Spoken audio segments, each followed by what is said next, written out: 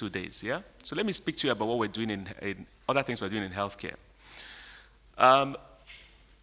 First of all, South Africa has a far more advanced pharmaceutical industry than we have. Let's start with that. There's a deal signed with a company called Aspen with Johnson & Johnson, and then they're now being used to produce vaccines in South Africa. So let's accept the fact that they have a superior infrastructure for healthcare manufacturing than we have. Okay? Having said that, here's what the NSIA is doing. I announced at the end of last year that we are going to invest in pharmaceuticals, and that includes vaccines. The first step of what we did was to engage the University College London to do a research for us about what to do and how to do it. So University College London finished that research at the beginning of this year, and they've made some recommendations to us at the NSIA. It was a piece of research that started at the end of 2019. So we started this before we knew there was going to be a problem. And we've come to the conclusion that we will have to invest both in drug manufacturing, pharmaceuticals, as well as vaccines. But let me also say this. COVID is a very important area of focus now. But let's not neglect the fact that there are also other vaccines that we need. Polio, measles, okay? These are all vaccines that are needed in the country. All I would say is watch the space. I've had several meetings, I've had several trips on this matter. I've been at it for almost a year.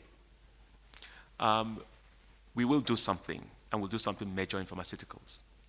And it is everything from vaccines for the very basic stuff, to antibiotics, to all kinds of other medication that will require. Look, we cannot depend on trade for too long, okay? And the reason is because what came out of COVID was that trade has its limits. Some things are just too strategic to be allowed to be dependent on other people. During COVID, India stopped exporting drugs. We depend on India for most of our drug importation. China stopped exporting pharmaceutical ingredients, which is used to make drugs. So these things are things that are very essential to produce in this country. So we will get involved in that. The second thing that came up, looking at the whole COVID situation, is the lack of logistics for cold chain or cold storage. We can't take the Moderna or the Pfizer vaccine. It's difficult for us. So we need to build out those infrastructure pieces. So these are the things that NSIA are looking at, specific areas to intervene. But I've seen what was done by Aspen and Johnson & Johnson and South Africa, which is great. The truth is, we are looking at doing some of those things, but we also have to accept the fact that we do have a lot of other fundamental pieces of investment that we need to make first. But make no mistake about it, pharmaceuticals is front and center on the NSIA strategy.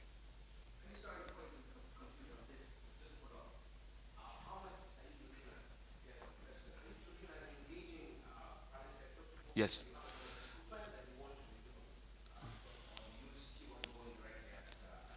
Exceptional question. I like that question. And the reason is because NSIA, like I said, we can sponsor, we can co-develop, we can just invest. We're looking at all three. The more difficult ones, we'll do it ourselves. The easier ones, which is to look at some companies that already have existing infrastructure. I traveled many of them in Agbara, and I'm like, okay, you do have some infrastructure. Maybe we can work with you. Maybe we can take a piece of your area and build something on your land. I mean, there are just so many options, because sometimes some of these existing infrastructure are just so archaic and so far behind. It's better to just build a brand new one, like we did with Cancer Center. We just came to stop everything, demolish it, start afresh. That's what happened in Luth. We demolished, we started afresh, rebuilt it. So these are all things we need to do, but we established the fact that it's important. So all three strategies are going to be there. We will sponsor some directly, we will co-develop some with partners, and we will invest in third-party projects. We will do that, and I'm certain we'll conclude something in healthcare this year. So we're trying to raise a $200 million fund, not just us. There are other investors that have indicated interest. So the documentation of getting the third-party funds, we're going to work with various third parties, is ongoing. There's just a whole team working on that. These things are not so easy, and it's more difficult also because of the environment we find ourselves in. You can't travel, you can't meet people. It's just a little slower than I'd like it to be. But I'm just as frustrated about it as you are, which is to make sure we can move very quickly, because we've been on this since 2019. Thank you. Thank you so much, Mr. Uche, for that brilliant presentation.